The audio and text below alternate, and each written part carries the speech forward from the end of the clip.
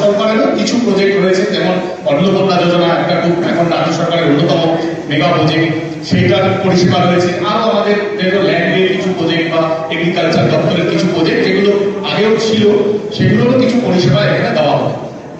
একই সাথে আয়ুষ্মান ভারত অর্থাৎ যেটা প্রধানমন্ত্রী জনকল্যাণ আরোগ্য যোজনা, তার যে কাজটা কিন্তু ইতিমধ্যেই শুরু হয়েছে।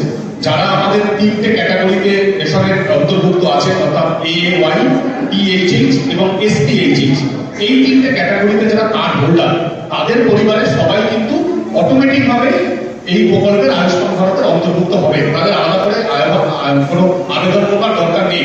তাদের অলরেডি প্রি প্রিন্টেড ফর্ম আমাদের কাছে চলে এসেছে, আমরা সেগুলো বিতরণ করে দিয়েছি। সেগুলো পুরোটাই আশা কর্মীরা আপনাদের বাড়িতে বাড়িতে গিয়ে ফিল আপ করিয়ে আনবে।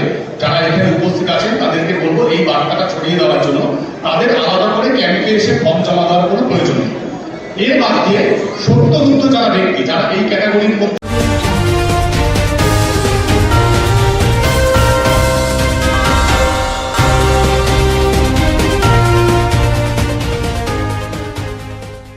আজ থেকে শুরু 3 দিনের মহাযজ্ঞ। পশ্চিমবঙ্গ সরকারের জনকল্যাণ শিবিরে সকাল থেকে মানুষের ঢল। এক ছাদের তলায় 54টা পরিষেবা। গলসি বিধানসভা কেন্দ্র, কাকসা ব্লকে বিডিও অফিসের উৎসব ভবন প্রাঙ্গণ। আজ থেকে শুরু 3 দিনের ক্যাম্প। পশ্চিমবঙ্গ সরকারের উদ্যোগে আজ থেকে রাজ্য জুড়ে শুরু হলো 3 দিনের জনকল্যাণ শিবির। এই শিবির থেকে কেন্দ্র ও রাজ্য সরকারের একাধিক প্রকল্পের সুবিধা পেয়ে যাবেন রাজ্যের মানুষ। কাকসা বিডিও সৌরভ গুপ্ত জানিয়েছেন, এই শিবিরে 19টি ডিপার্টমেন্টে 54টি পরিষেবা দেওয়া হচ্ছে। এছাড়াও 50টিরও বেশি কেন্দ্রীয় ও রাজ্য সরকারের প্রকল্পের সুবিধা এখান থেকে পাওয়া যাবে। শিবিরে উদ্বোধনী অনুষ্ঠানে উপস্থিত ছিলেন কাকসা বিডিও সৌরভ গুপ্ত, কাকসা আইসি অমিত দেব সহ বিভিন্ন দপ্তরের আধিকারিকরা। আধার সংশোধন থেকে ব্যাংকিং পরিষেবা সবকিছুই মিলছে এই এক জায়গা থেকে। প্রথম দিনেই উপচে পড়া ভিড় চোখে পড়ার মতো। সকাল থেকে বিভিন্ন প্রকল্পের সুবিধা নিতে ভিড় জমিয়েছেন সাধারণ মানুষ।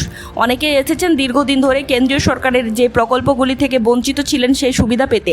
এক ছাদের তলায় সব দপ্তরের আধিকারিক থাকায় আর দপ্তর দপ্তর ঘুরতে হচ্ছে না কাউকে। ফর্ম জমা, তথ্য সংশোধন, আবেদন সব কাজ এখানেই হচ্ছে।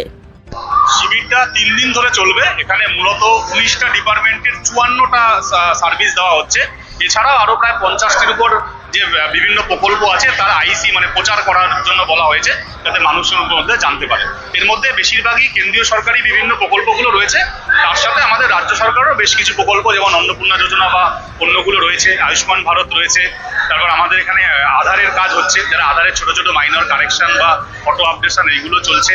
ব্যাংকিং পরিষেবা দেওয়া হচ্ছে, ব্যাংকিং পরিষেবা ব্যাংকের অ্যাকাউন্ট খোলা বা অন্যান্য কাজ যেগুলো রয়েছে, যে বীমা যোজনাগুলো এখানে ব্যাংকিং পরিষেবা থেকে পাওয়া যাবে। এছাড়া আমাদের যে বিভিন্ন দপ্তর, কৃষি দপ্তর, মৎস্য দপ্তর, প্রাণী সম্পদ দপ্তর, এদের তরফ থেকেও সমস্ত পরিষেবা দেওয়া হবে। আমাদের ফরেস্ট ডিপার্টমেন্ট থেকে একটি গাছ মায়ের নামে যে প্রকল্প আছে, সেই প্রকল্পের মাধ্যমে চারা গাছ বিতরণ করা হচ্ছে। এই সমস্ত পরিষেবা আগামী 3 দিন ধরেই দেওয়া হবে, মানে আজ, কাল এবং পরশু 3 দিন ধরেই এখান থেকে পাওয়া যাবে। 3 দিন ধরে চলবে এই জনকল্যাণ শিবির। কাকসা বিডিও অফিসের উৎসব ভবন প্রাঙ্গণে সকাল 10টা থেকে বিকাল 5টা পর্যন্ত খোলা থাকবে স্টল। আপনার কোন প্রকল্পের সুবিধা নেওয়া বাকি আছে কমেন্টে জানান। এই খবরটি শেয়ার করে গলসি কাকসার মানুষের কাছে পৌঁছে দিন।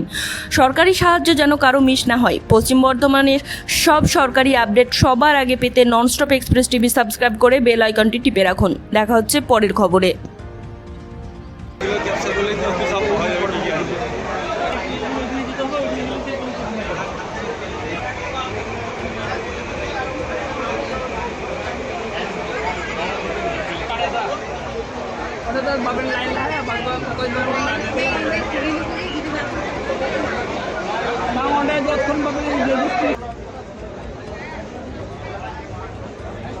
আয়ুষ্মান, হ্যাঁ বলছি বৃদ্ধ ভাতা কি রেজিস্ট্রেশন হচ্ছে?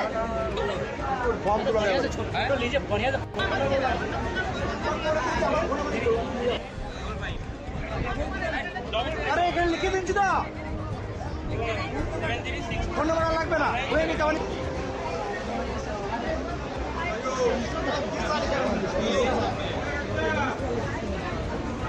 হ্যাঁ হ্যাঁ, আগে রেজিস্ট্রেশন করে